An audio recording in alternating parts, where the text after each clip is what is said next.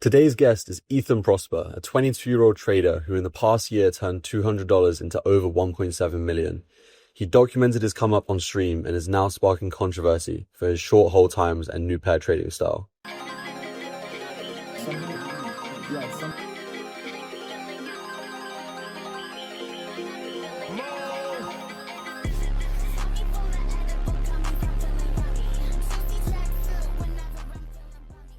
All right, guys, welcome back to episode 15 of Vibe Trading. I've got a special guest on today who's been very much center stage of the trenches on the timeline recently. We've got Ethan Prosper, infamous live streaming trencher who's done very, very well this cycle over the past year, very quickly and at a young age as well. Welcome to the show, Ethan. Maybe best to give a little bit of an intro for yourself quickly for those who are not familiar with what you do. Yeah, so nice to meet you. My name's Ethan. I'm pretty much a trencher, YouTuber, and streamer. I started right before Trump dropped, like end of December.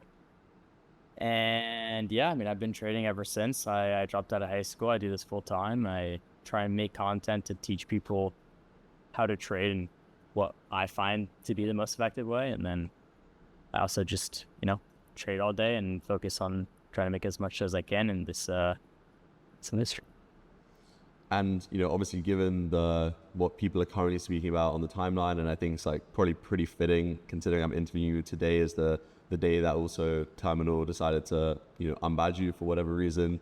Why do you think they did that? Like, who are they trying to appease? And, is it maybe a sign that they're trying to like shift some of the trench behavior to be like, like maybe less PvP or something like that? Or is it purely just like a controversy kind of thing?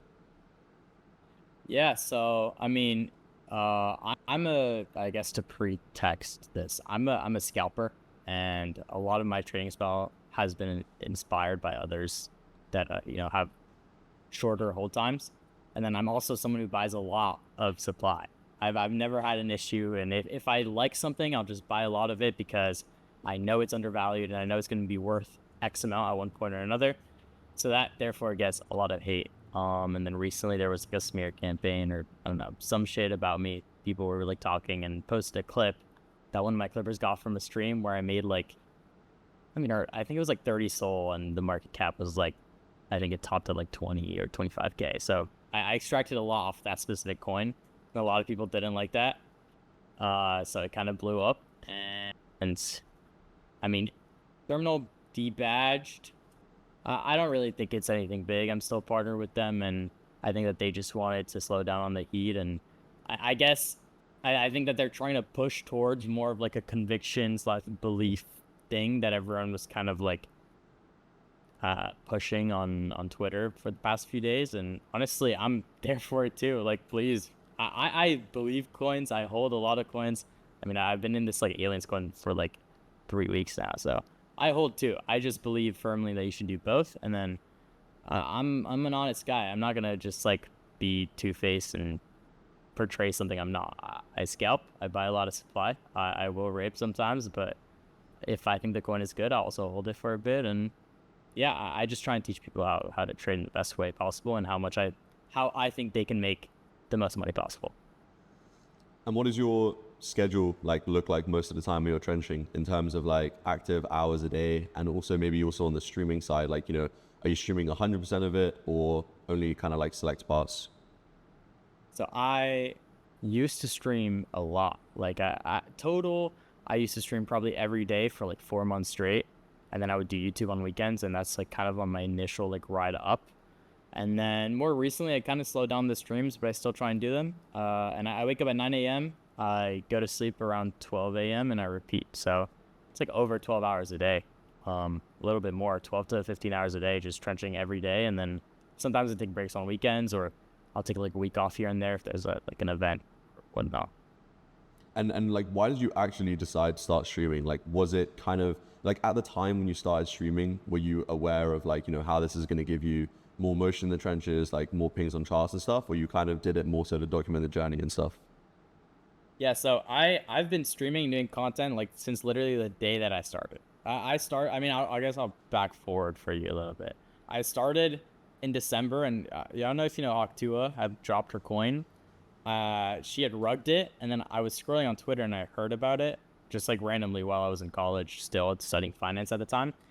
And this ticker called "Straight to a Prison" showed up on my timeline, and it made me laugh. So I just like threw $200 in, and I was part of the OG like Telegram community of like 9 to 12 people. And then I was like bag working this coin because they were saying like, yeah, go comment under people's posts that she has to go straight to a prison. The ticker was Tua.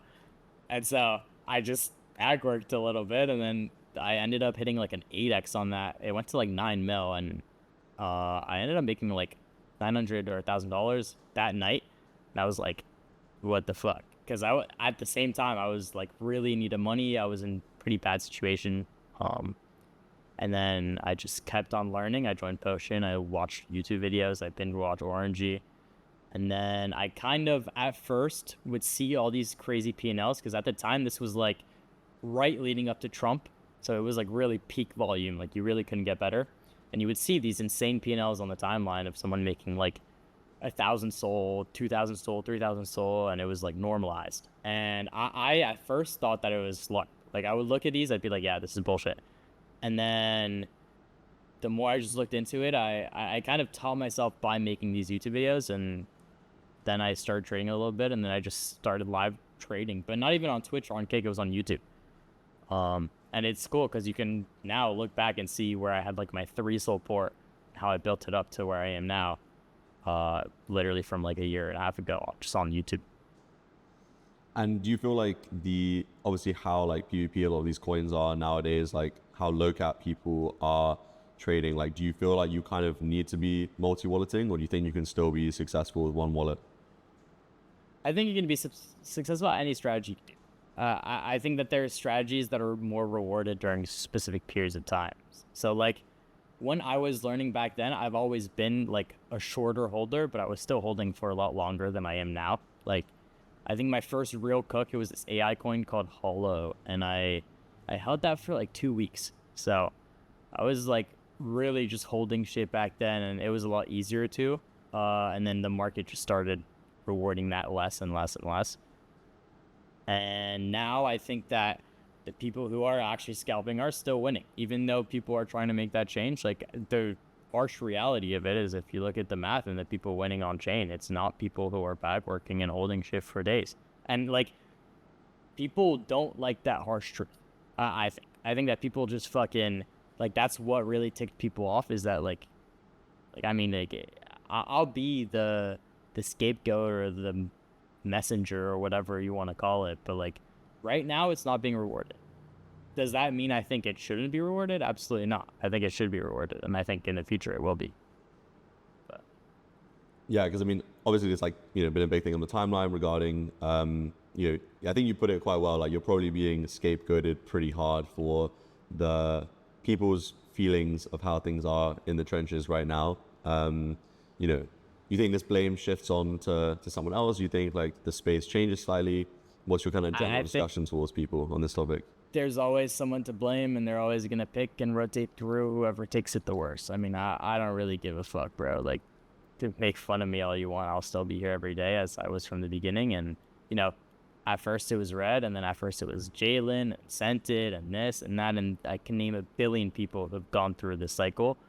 And at the end of the day, like, all that matters is on-chain. I think there's a really big disconnection between on-chain and, like, Twitter. Like, I think a lot of these Twitter people don't actually trade. I mean, I could be mistaken, but I don't see a lot of these people on-chain. So they don't really know the conditions and what they're like, Yeah, no, I think 100%. But even despite these I think it's an interesting conversation. And I kind of add that. I think that there's a lot of money to be made in certain, like, holds, I guess, still to this day. But I think the main argument that at least I personally agree with is kind of like this thing about like hating on the guy who's like cracked the meta that works. Like at the end of the day, if you're able to have that kind of play style and people strongly dislike it, at the end of the day, like, you're doing it doxed. It's like completely within the bounds of like what you're allowed to do, and it's what's giving you the asymmetric upside that you're getting. So it's kind of like sounds like a skill issue a lot of the time, even if morally it can feel a bit like whatever, right? Like it's still within the realm of what you're allowed to do. But despite that, like, you've obviously still been trading pretty well, at least on your tracked wallet. Like publicly over the last couple of months, you had some pretty crazy P&Ls. I think I checked, you made like 60K in January and like 40 or something in February, something like that. What were the kind of coins you were trading and hitting those P&Ls on? So are you talking about this January? Yeah, just like this year so far. This January was my best month ever. My main wallet says like maybe 60, 70, but in total I made like 500, I want to say 450, and it was just off of a bunch of stuff. That bags meta was really good. I think that there was like a moment where I think it was like 2 weeks long of just sending AI coins just really, really high. One of my biggest plays was this coin Huggy that I made 100K on. And it was like a Hugging Face employee. And then other coins, just like, just random stuff. I think like I was saying earlier, there's just always going to be opportunities to make a lot. And if you're just tapped in constantly and looking for the next cook, like it's going to be there, and you just have to accept that, like, sometimes there's going to be rotation, and then sometimes there's going to be cooks where you have to hold for long. So like a good example of that would be this cook I hit. Oh, it was called Riverboat. I don't know if you saw that. But it was this AI coin also, and it was like these two guys, docs devs, and they were working on this like competitor to Poly Market. For a week straight, the coin was sitting at 10, 20K. And I knew it was worth more. I just bought it. I bought it on FOMO too, so you can't even go see. And I held it for a week straight, and then out of nowhere, Soul Crow buys, and it just one wicks to 400K, and then I just clip on that, and I had a pretty good, like, I think it was like 10 or 15K P&L on that. So, I mean, I think that those months were really, really good. Right now, we're seeing a lot of bad, but also look at the price of Soul. Soul's at $79, and we're still having, 10 mil runners. Yesterday, there was this Ponzi coin that went to, I think, 8. And then there's still runners every day, even with Soul at $79. So I wouldn't be too bearish about, like, these upcoming months. Yeah, and despite you obviously being mainly a short-term hold guy, therefore, like, being in and out very quick and maybe not like risking too much, like, I'm sure there are coins you've held and had big losses on. Are there any you want to share with people that, just to kind of reflect on? Honestly, my biggest losses are just random, like anywhere between 10 and 30 Soul when I just blast a coin on bond. Like I'll just like see a coin that's interesting, I'll buy 15 to 30 Soul of it right when it bonds, and then I'll either just get drilled or I'll get vamped or whatever. I can't really name any specifics. I haven't had any like 50 plus Soul losses. How about any crazy round trips in the past year?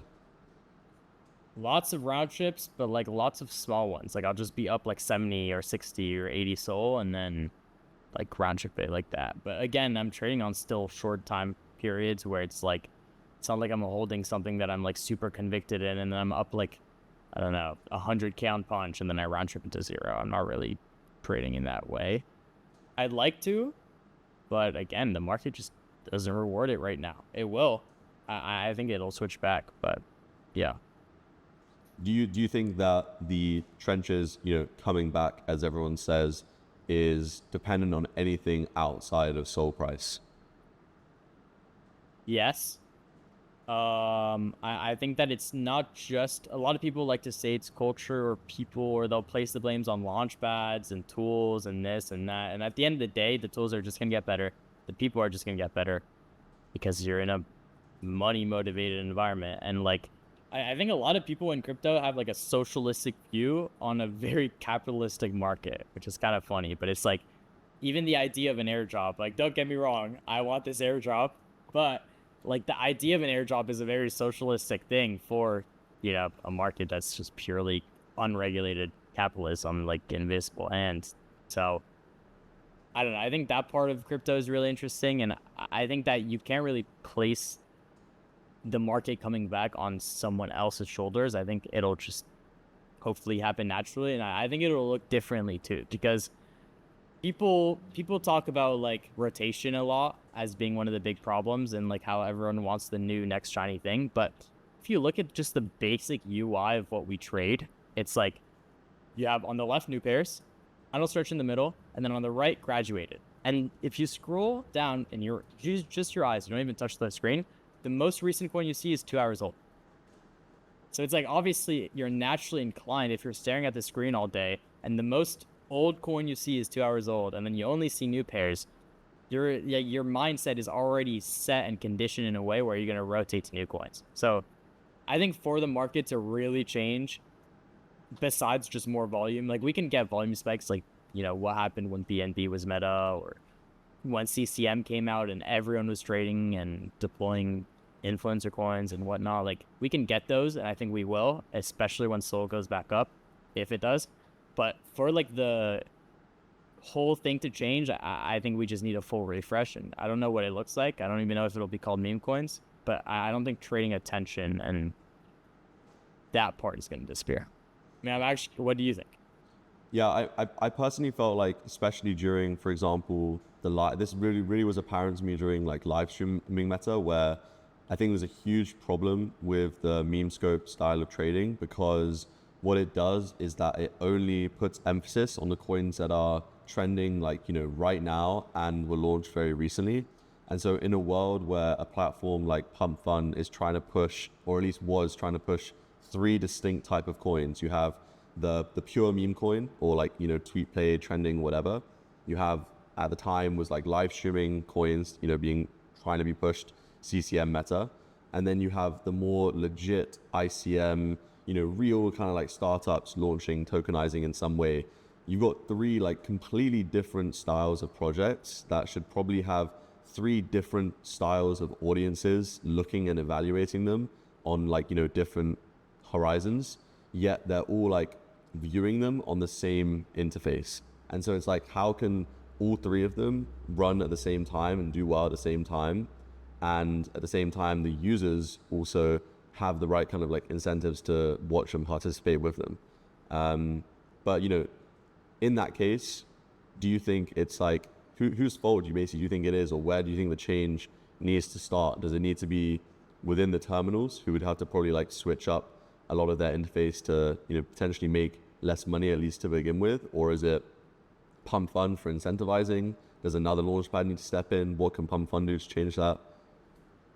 Well, I think it's everyone. I don't think that anyone has any specific fault. And I think that, like, I mean, this is definitely like an unpopular take, but I think it's also just the natural order and evolution of things. I think that back when everything was crazy and everyone was making insane amount of money, that was obviously not sustainable, and the money dried up. Because at the end of the day, you make $10,000 on a coin, which is a huge sum of money. Like for a normie person, that's what they make in 3 or 4 months. You make 10K on a coin, that 10K is coming from someone else, not the platform, because the platform is making money. Like, not somewhere else, not some VC. It's coming from someone else, another human who's losing on that coin. And whether you make that 10K at 100K market cap, at 10 mil market cap, at 100 mil market cap, and so on, someone is losing that money too. It's a very like, it's just like a direct exchange you can literally picture. So that's just how trading works. And if your market is like you're gonna see like a lot of volume at one point, and then like naturally, if there's nothing new and there's no evolution, it's gonna just slowly dissipate as people get better and better and better, and as the tools get better. I don't know if that like makes as much sense the way I explained it, but like an example I like to use is when Twitter Tracker came out. I wasn't actually around for like the shift, but I have a lot of friends who were. There were like certain Discord channels who had created Twitter trackers before they were available to the public. So before you even had them on your terminal or were using another tool or whatever, people were just seeing tweets, and other people on Memesco wouldn't even see the tweet at all. So a coin would come out, Elon would be like, oh yeah, I don't know, my new dog's name is Ethan. The Ethan dog would come out, and you'd have a whole group of like 50 people who knew, but ahead of like the millions of dollars in volume that was going to come. And obviously those people are just going to make an insane amount of money relatively. And then the Twitter tracker gets spread around, and then now everyone has a Twitter tracker, so it's a lot more competitive. And that group of people's money gets split amongst everyone else, and it kind of just continues the more advanced everything gets. You know, like when wallet tracking got added to, I think it was Bolex for the first time, they added the little bubbles. That changed everything. People don't realize it, but like before that, you didn't see on your chart, you know, Jake, crazy candle. Like that didn't exist. You would have wallets buying, and maybe certain wallets were alpha or had motion, but it wasn't as like social and just like accessible and there for you. So that added a whole level of like monitoring wallets, and I can go over a billion things, but the longer this market goes on, that was previously incredibly like untapped and super early, the more it matures, the more the money is gonna be harder to take and be spread out and already be gone, because there's not like an infinite source of money. You know, it just comes from somewhere, and it's not coming from the platforms because they're making a lot of money every day. Yeah, end of the day, like, you know, every dollar someone's making is a dollar someone's losing. Yeah, it's funny you say, like, you know, bubbles on charts, like, used to just be people using, like, you know, SolRay and like Telegram tools to check. And you know, I even have some friends who are like pretty talented and they still just use like Telegram trackers to track some of these things on the go. Are there any other specific, you know, things you feel like give you a big edge in terms of tools or interfaces or specific things that you're looking out for when you're looking at coins at the moment that help you? So I've transferred to a much more minimalistic style, I guess, in the sense of like, I used to focus a lot on other things. So like, you know, I would read chats or, do you remember Mugetsu? No one really uses it anymore, but it was like the number one thing. I used to go in my Discord server and do the slash bundle check and look through every wallet, look at bubble maps, all of that. And as I got better, I kind of just stopped looking at all that stuff, and I just started like getting the natural intuition of narratives and narrative identification. And I guess the only like caveat for that is when it comes to AI and or tech coins, like ICM stuff. In that case, I use Claude, and I've coded myself tools that, I mean, if I gave them out loud, it wouldn't really benefit me anymore. But just the idea of being able to, like, let's say you're looking for something and you don't know how to get it, or you have an idea in your head of like, oh, if I made it so I got a notification that every time this happened, whatever, like being able to make that myself and figure out how to do that has given me an edge in a lot of different, you know, deploys and even cooks and just coins and in general for trading. So I guess those two things is like, one, for narratives, just learning and getting good at it, and that's just time. Like that's something people fail, is that they'll come in this and maybe they'll be a month in or 2 weeks in or 1 week in, and they'll be like, yeah, like I'm smart enough to compete against these kids that have been doing this for 9 months straight. And it might be smart enough and good enough, but they're never going to have the level of like understanding and skill of knowing like, oh yeah, 2 months ago this coin came out, it was created by this guy, so it actually has a relationship to this, or this dev is followed by this guy who dev this coin, or I don't know. Just the whole idea of like knowing what coins are going to top out what narratives is, or at what market caps, is just purely like practice. Like at the end of the day, it's just like you put in your 10,000 hours and you'll get rewarded for them, I think. Yeah, no, I 100% agree. I also think the social aspect, you know, who you're trading with, who you're speaking to cross-reference ideas and also have eyes on areas that, you know, you can't see and can't look at everywhere at the same time. You know, you initially obviously joined and kind of went through the, you know, the university of push and alpha in many ways. But, you know, who are you trading with now? Like, you know, have you built out your own group? Are you trading with a couple guys in Discord? Are you know, in a couple FNFs? How do you kind of look at that side of trading at the moment? Yeah, so I mean, I'll just give you the full like pat. That's pretty interesting. So unlike a lot of people that I do know, a lot of the people that I've met so far have been friends with people in the past, and they were brought into the space through like their friends. Like either they were all good at Fortnite, so they heard about this guy making money, they got added to a group or whatever. But for me, I was fully solo, and there are a few people that are like from just the fully solo world. But for me, the first thing I did, I bought this paid group potion. It was good. I learned a lot, but like there's a limitation to what value you can extract from a paid group, because at the end of the day, they're not really your friends. So I was just in that for a while, learning the basics. And then when I started streaming, uh, it was like a Libra period. So I was literally the day that Libra happened, I had lost like 1 or 2K, which for me was a lot because I had like 4K in my net worth. So I guess it's all relative. Um, but West, Rat Wizard, I don't know if you know who that is. Of course. Big trencher. Yeah, he had revealed like his like he had become public for the first time. Like he was like, yeah, I'm Rat Wizard, my wallet's JD3, whatever, and he started streaming. And I DM'd him and I was just like, yo, like, could I join your VC and trade with you? And then he ghosted me. And then like a few hours later, I told him like, oh yeah, like, do you know who Kenzo is? Maybe. Yeah, he's like an Yeah. older, really like bigger trader, and I had like first DM'd him when I first started, like about some coin.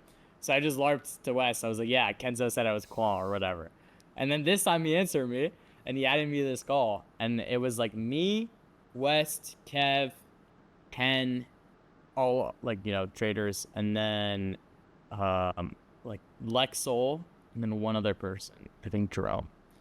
And I was in this call, and right now, keep in mind, my port is literally, I'm like worth 5 SOL. Like it's really low. I just lost like 1/4 of it on Libra, and I'm not trading with my whole net of 4K. I have maybe 1K in my bow, and I'm trading with this kid who had already made like 6 mil on chain at this point. So I was like low key starstruck, and I just fucking stayed in that call for like uh, 14 hours or 15 hours until they got off.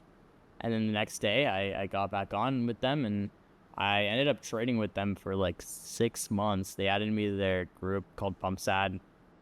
And from there, I met other people. So I met like Alan EU, and I joined his server. And then I met Ada, and I started trading with them.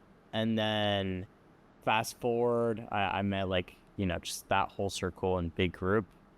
And then I joined this server called Locked. And like once you're in one server, you kind of just meet a whole lot of people.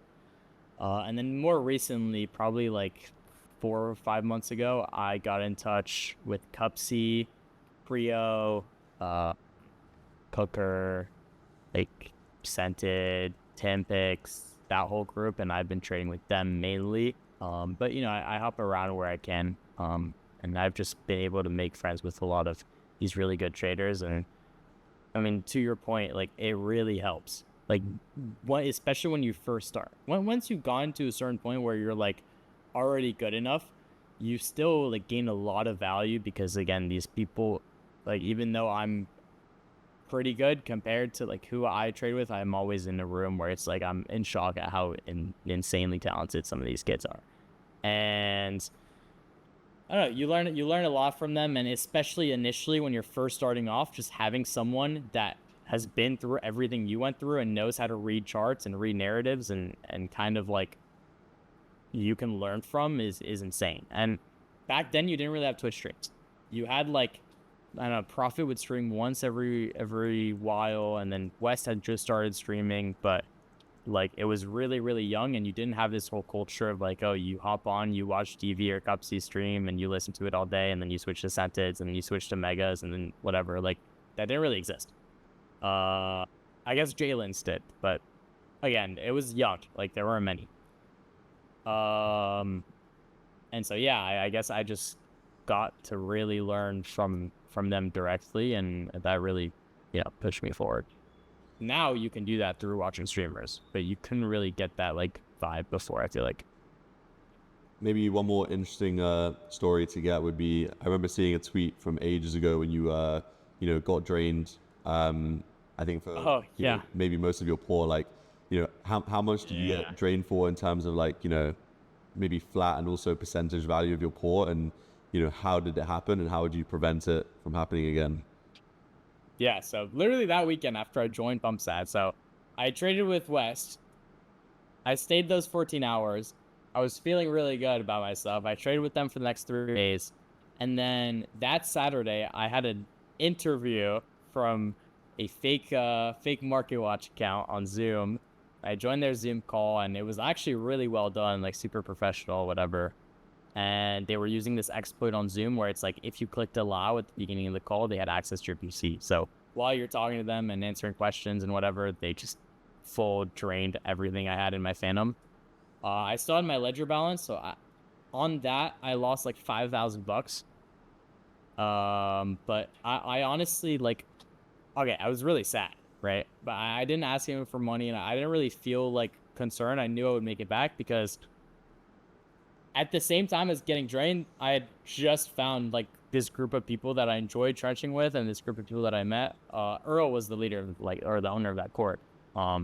And like at the time, it was just like, yeah, I lost a lot. I probably lost 75% of everything I had, but I had no worries at all for some reason. I was just like, yeah, I'm gonna make it back because I'm not alone. Like the first time I had to run it up, I was fully alone figuring it out, and this time I just had like a group of friends and I guess a motivation to get on every day. You know, like you get on and you have this group of people that you're friends with and you talk to and you're chill with, and it's different. You know, like you can literally, even now I can hop on to like the scope and not even trench and just talk to like people all day, and it's like I don't know, it's like a routine, I guess. It's a lot easier to do that than solo trenching, I feel like. It's a lifestyle at the end of the day. Yeah, 100%. Any closing thoughts? Yeah, it's the job, man. Any closing thoughts, advice to people, or things you want to direct them towards? Yeah, I mean, I think that especially if you're first starting off, like you should try and figure out what your trading style is, because it's going to be different for everyone. Every single person that I've met that's a successful trader has a unique trading style, like something different about them, or like something that they've like quote unquote like established or invented. Like a dumb version of this is like, I remember Waddles back in 8 months ago, they were like the first people to bat signal on charts, and now everyone bats on charts. But they like started that meta of like they would buy up the curve and then everyone would bat the chart to bond, and that was like elite FNF's fucking bread and butter. And like to think that now everyone does it, everyone that has done unique stuff or started like something different and really harnessed that like specialty has like made it. Like you look at Aloe, who's like fucking king drill, but somehow like no one can replicate what he does because he's just very like, I don't know, gifted and unique at like that style of trading. And then you look at like, go back to someone like Powell, who just has the ability to hold something just forever. Like he just dusts everything. Like Launchcoin, that is insane to me. The fact that you can bid that much size, watch it go to literally zero, and then out of nowhere just hold that long, and then he's just up $1 million. Like a lot of these people that have seen a lot of success in this industry think differently, and I feel like another issue, I guess, in terms of like general trenches that needs to be fixed is that people like don't really have as much original thought anymore. Like an example is today there was this coin, I think Pro something, and it had gone to 400 or 500k, and then it went to 0 to 4k, and then someone bought on FOMO. I have no idea who. And just because that person bought, it went back up to ATH. And it's like, these people aren't thinking for themselves. Like, imagine if you had looked at the narrative, you had, gotten your own conviction on it, liked the coin, and held it this entire time, you'd be paid. You'd be richer than the person that bought the coin at floor and showed it to everyone. So, I guess, like, that would be my number one piece of advice, is just learn to think for yourself and practice, put in the hours, because it's not something that's easy. But once you cross the barrier of like understanding how this shit works, you're just infinitely rewarded. Like I don't know, it's changed my life, and I think it'll change many in the future. Yeah, people just got to lock in. You just got to lock in, find your own style, and hope you can be one of the few and not the many. 100%. I didn't start with much too. Like a lot of people will say like, oh, like you need a lot to start with, or you need friends to start with. Like, I mean, I'm literally an example. Go to my tweets, bro. I had nothing. So I don't know. It just kind of proves anyone can do it. You don't need connections. You don't need money. You don't need anything. You just need to fucking put in the hours and grind. Awesome. Well, thank you very much for coming on, Ethan. I appreciate your time. I hope people learned something or, found it entertaining. And of course, I'll, have Ethan's Twitter linked and socials and stuff. Go check him out. And thanks for listening, everyone.